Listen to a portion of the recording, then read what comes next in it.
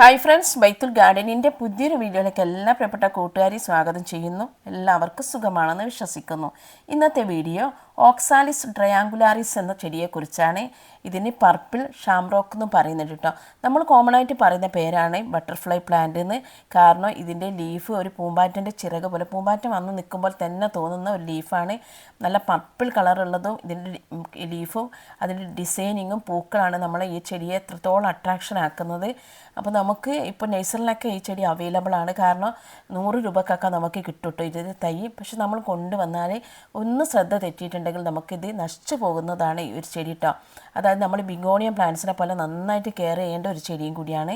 അപ്പോൾ നമുക്കിതിൻ്റെ കെയറിങ്, അതുപോലെ തന്നെ പ്രൊപ്പഗേഷൻ മെത്തേഡ്, അതുപോലെ തന്നെ 5 കാര്യങ്ങൾ നമ്മൾ പ്രത്യേകം ശ്രദ്ധിച്ചിട്ടുണ്ടെങ്കിൽ ഈ ചെടി നമ്മുടെ ഗാർഡനിൽ നിന്ന് ഒരിക്കലും പോവില്ല. നല്ല രീതിയിൽ നമുക്ക് ഉണ്ടാവുന്നൊരു ചെടിയാണ് കേട്ടോ. നമുക്ക് ഹാങ്ങിങ് ആയിട്ട്, അതുപോലെ തന്നെ നമുക്ക് ഇൻഡോറിലും ഔട്ട്ഡോറിലും ഒരുപോലെ സെറ്റ് ചെയ്യാൻ പറ്റുന്ന ചെടിയാണ് കേട്ടോ. 3 വിധത്തിൽ നമുക്ക് സെറ്റ് ചെയ്യാൻ പറ്റുന്ന ചെടിയാണ് ഈ ചെടി. അപ്പോൾ നമ്മൾ എന്തൊക്കെ കാര്യങ്ങളാണ് ശ്രദ്ധിക്കേണ്ടത്, അതിൽ കെയറിങ്ങും പ്രൊപ്പഗേഷനും എല്ലാം ഉൾപ്പെടുത്തു. അപ്പോൾ നിങ്ങൾ വീഡിയോ സ്കിപ്പ് ചെയ്യരുത് കേട്ടോ. അപ്പോൾ നമുക്ക് ആദ്യത്തെ കാര്യം നമ്മുടെ സൺലൈറ്റിനെ കുറിച്ച് നോക്കാം. സൺലൈറ്റിൻ്റെ കാര്യം പറയുകയാണെങ്കിൽ രാവിലത്തെയും വൈകുന്നേരത്തെയും വെയിൽ മാത്രം മതിയിട്ട് ഈ ഒരു ചെടിക്ക് നമ്മൾ ഔട്ട്ഡോറിൽ വെക്കുകയാണെങ്കിൽ.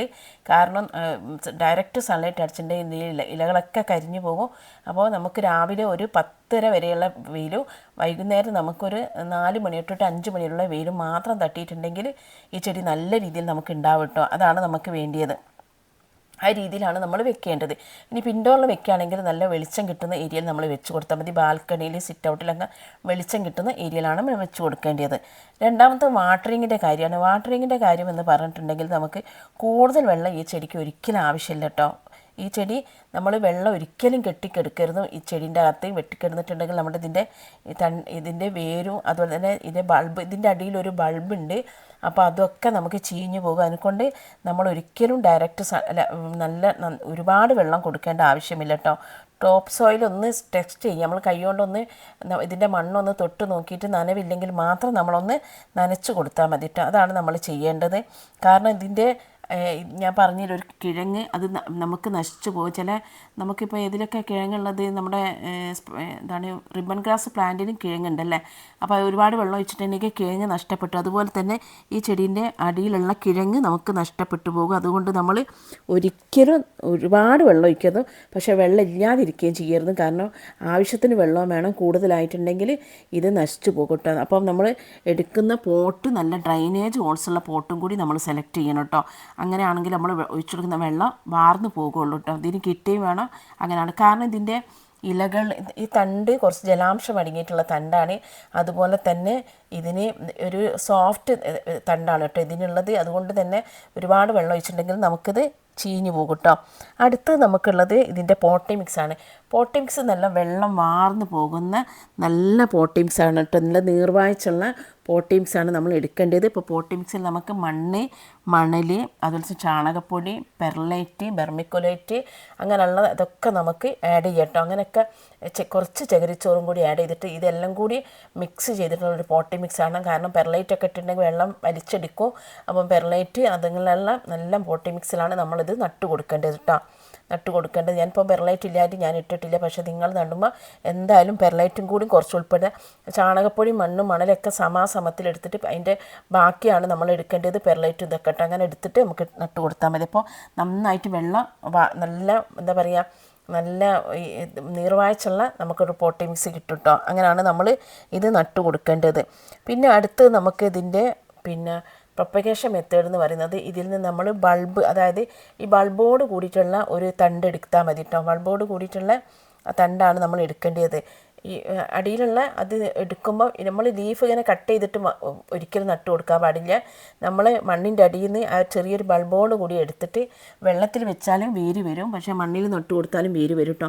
വെള്ളത്തിൽ വെച്ചിട്ട് വേര് വരുമ്പോഴേക്ക് തന്നെ നമ്മൾ വെള്ളത്തിൽ നിന്ന് എടുത്തിട്ട് നമ്മളെ പോട്ടി മിക്സിലേക്ക് നമ്മൾ നട്ടു കൊടുക്കണം കേട്ടോ. അല്ലെങ്കിൽ നമുക്ക് എന്ത് ചെയ്യും, ഇത് വെള്ളത്തിൽ കിടന്നിട്ട് ചീഞ്ഞു പോകും. അതുകൊണ്ട് നമ്മൾ വേഗം പോട്ടി മിക്സിലേക്ക് മാറ്റി കൊടുക്കണം. അപ്പം ഈസി ആയിട്ട് നമുക്ക് കുറച്ച് ഇതിൽ നിന്ന് ഇപ്പോൾ കാണിക്കുന്ന ചെടി തന്നെ നമുക്ക് 2 or 3 പോട്ടിലേക്ക് മാറ്റാൻ പറ്റും. കാരണം എല്ലാത്തിനും ബൾബ് ഉണ്ടാകും. നമുക്ക് പെട്ടെന്ന് ഇത് മാറ്റിയെടുക്കാൻ പറ്റുന്നതാണ്. പിന്നെ ഇതിൻ്റെ വളം എന്ന് പറയുന്നത് ഈ ചെടിക്ക് ഒരിക്കലും നമ്മൾ രാസവളങ്ങൾ കൊടുക്കേണ്ട ആവശ്യമില്ല. നമുക്ക് ജൈവ വളങ്ങൾ കൊടുത്താൽ മതി കേട്ടോ. പൂ കണ്ടില്ലേ, നല്ല ജൈവ വളം കൊടുത്താൽ മതി.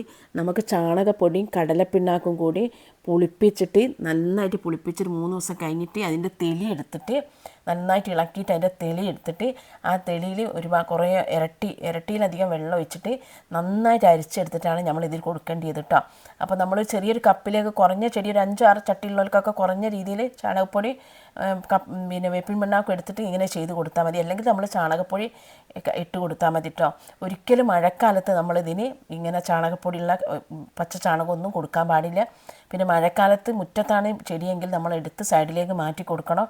മഴവെള്ളത്തിൽ കുറേ വീണിട്ടുണ്ടെങ്കിൽ ഇത് നശിച്ചു പോകും.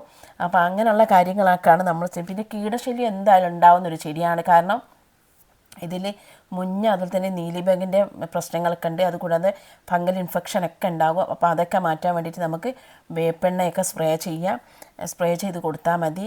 അതുപോലെയൊക്കെ ചെയ്തിട്ടുണ്ടെങ്കിൽ നല്ല രീതിയിൽ നമുക്ക് ഇത്ര പറഞ്ഞിട്ടുള്ള കുറച്ച് കാര്യങ്ങൾ, സൺലൈറ്റിൻ്റെ കാര്യം, വാട്ടറിങ്ങിൻ്റെ കാര്യം, അതുപോലെ തന്നെ പോട്ടിമിക്സിൻ്റെ കാര്യം, പോട്ടിൻ്റെ കാര്യം, പിന്നെ അതിൻ്റെ പ്രൊപ്പഗേഷൻ മെത്തേഡ്, ഇങ്ങനെയുള്ള അതുപോലെ തന്നെ നമുക്ക് കൊടുക്കേണ്ട വളങ്ങൾ എപ്പോഴും ജൈവ വളങ്ങൾ കൊടുക്കുക. എപ്പോഴും വളം കൊടുക്കേണ്ട ആവശ്യമില്ല കേട്ടോ ആ ചെടിക്ക്. ഇതിപ്പോൾ ഞാൻ കാണിക്കുന്ന ചെടിയുടെ പേര് എനിക്കറിയില്ല, അറിയുന്നവരൊന്ന് കമൻറ്റ് ചെയ്യാൻ വേണ്ടിയിട്ടാണ് ഈ ഒരു ചെടി ഇതിലിട്ടിട്ടുള്ളത്. അപ്പോൾ നമുക്ക് മറ്റേ ചെടി ഞാൻ പറഞ്ഞ ബട്ടർഫ്ലൈ പ്ലാന്റ്സിന് എപ്പോഴും 2 മാസമൊക്കെ കൂടുമ്പോൾ നമ്മൾ വളം കൊടുത്താൽ മതി. ഒരുപാട് വളം കൊടുത്തിട്ടുണ്ടെങ്കിൽ അത് ചീഞ്ഞു പോകും കേട്ടോ.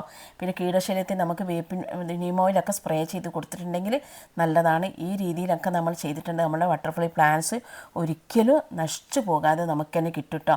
അപ്പോൾ ഈ ചെടി നല്ല ഭംഗിയുള്ളൊരു ചെടിയാണ് കേട്ടോ. കണ്ടപ്പോൾ എനിക്കൊന്ന് ഞാൻ ഈ പേരറിയുമെന്ന് ചോദിച്ചിട്ട് ഞാൻ ഷോർട്ട് വീഡിയോ ഇട്ടിട്ട് ആരും പറഞ്ഞിട്ടില്ല.